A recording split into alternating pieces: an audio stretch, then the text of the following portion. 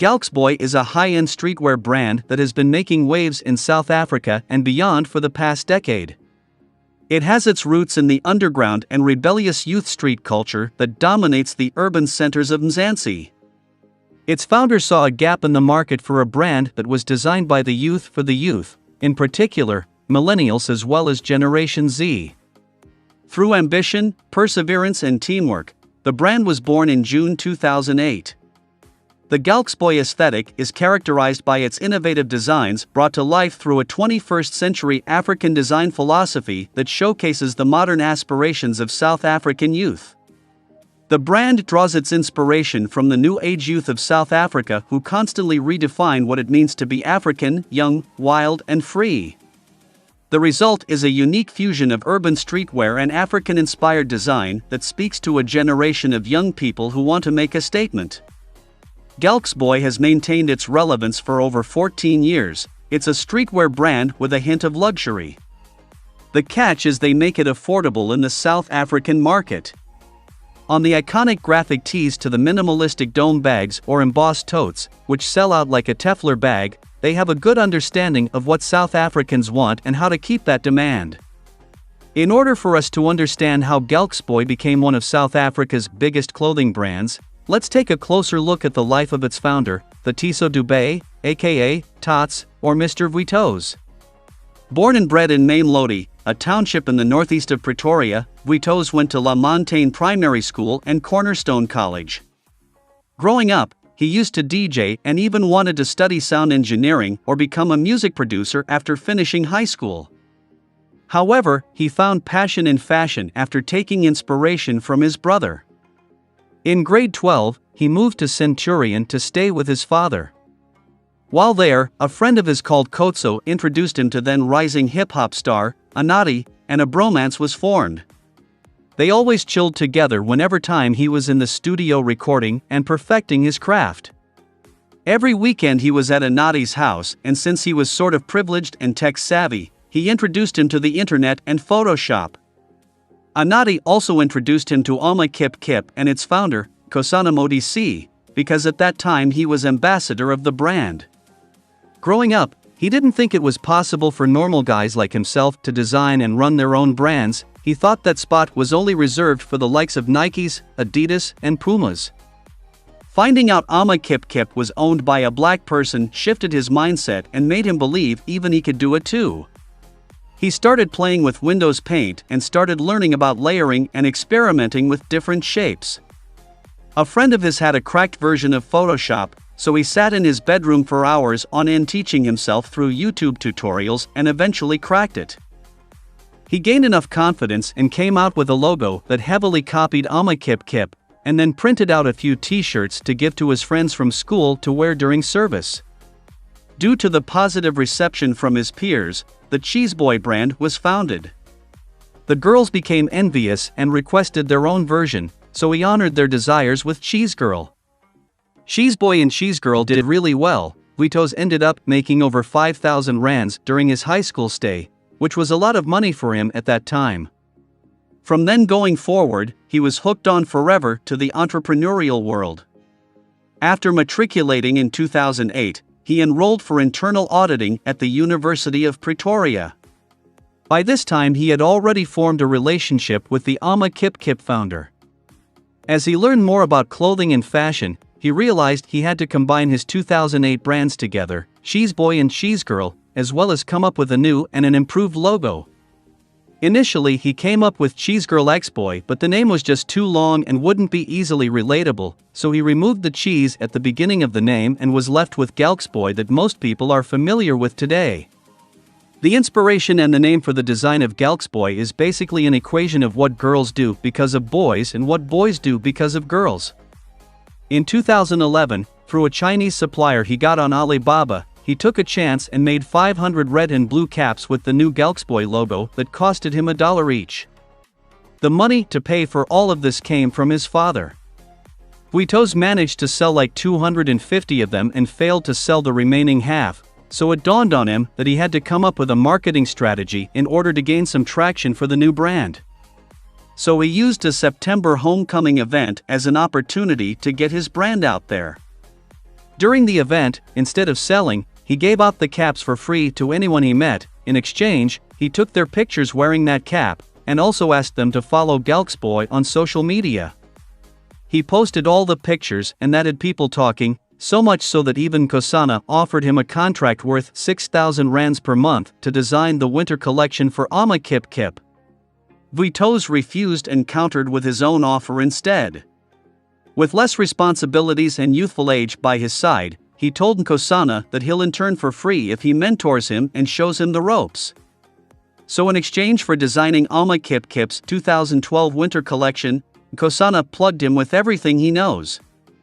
After 2 years of studying auditing, he had switched to retail management and studied for another 2 years before dropping out in 2012 to focus exclusively on making GALXBOY a success. It was just too difficult to juggle between studying, interning for Ama Kip Kip and also building his own brand. However, before dropping out, Vuittos asked his parents to give him at least a year to prove that GALXBOY can become a success, and if that didn't happen, he'd go back to university to finish the course and get a job. Of course that didn't happen.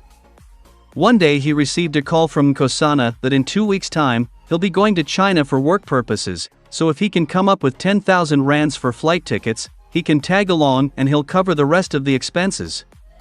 He called his father and everything was set.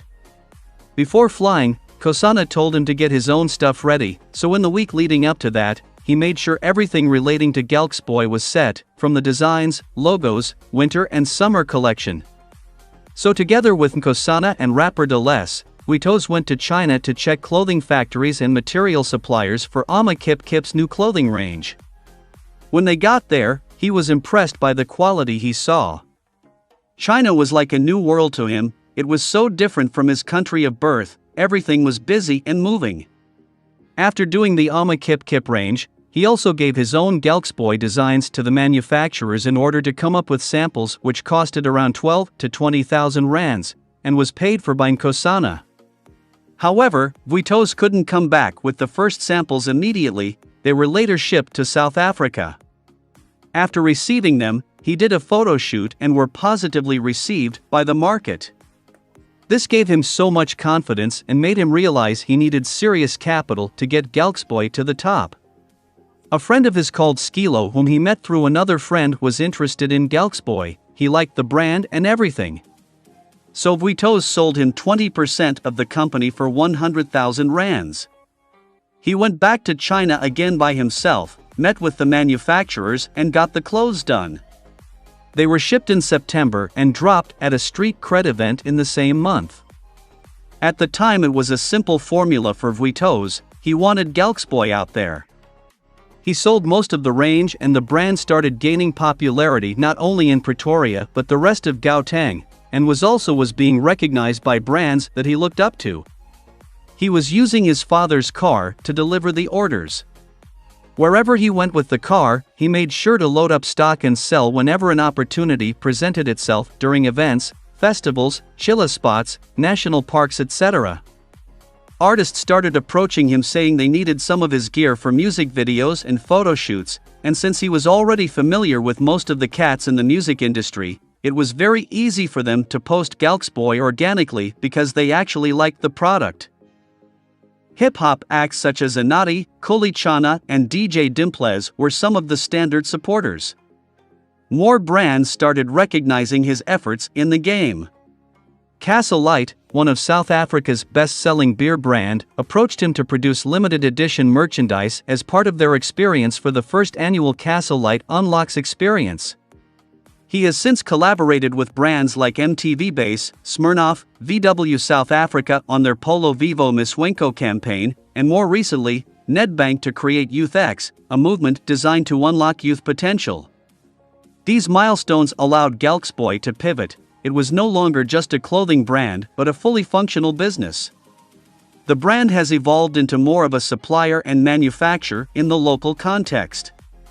By late 2013, he was approached by 2 investors from Fumani Holdings, who wanted to invest and essentially expand the brand by opening up a store in Hatfield and more afterwards.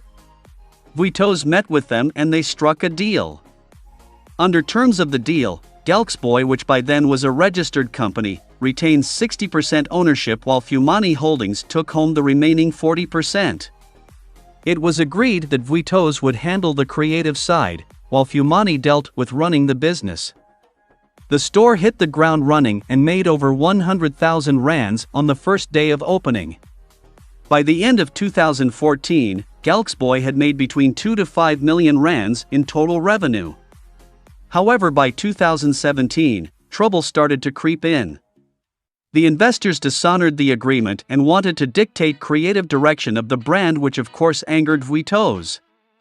In response to this, he systematically destroyed his own company, knowing very well that age was on his side and also the fact that, if he can grow a brand once, he certainly can do it again.